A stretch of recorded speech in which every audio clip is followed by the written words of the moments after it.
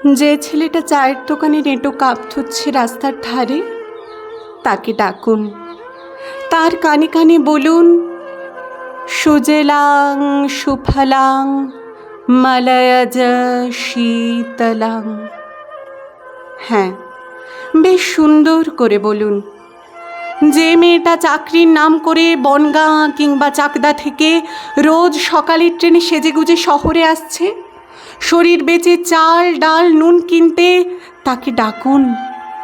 তার কানে কানে সুরেলা কণ্ঠে বলুন, সার্থক জনম আমার, জন্মেছি এই দেশে।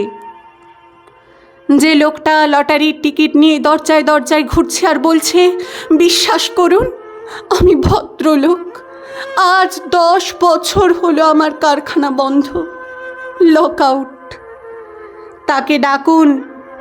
তার কানে কানে বলুন, বলো বলো বলো সবে, শত বিনা বেনু রবে, ভারত আবার জগত সভায় শ্রেষ্ঠ আসন লবে।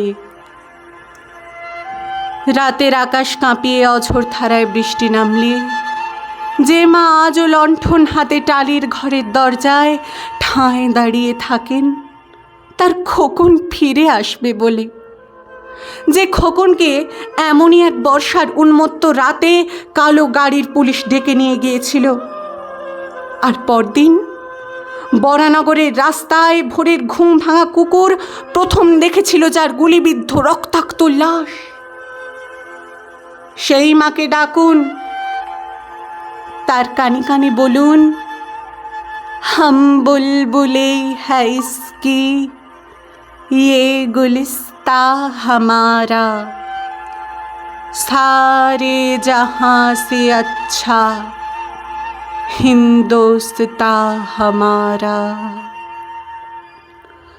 সবাইকে সব কিছু বলা শেষ হলে শুনশান শীতের রাতে ঘোড়ায় চড়ে বসা সেই মহাবিপ্লবীর পায়ের সামনে ধীরে ধীরে এগিয়ে যান।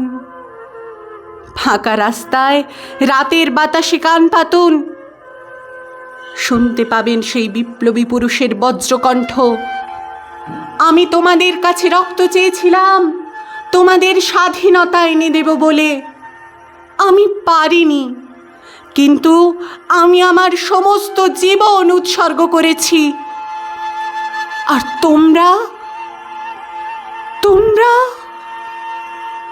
তোমরা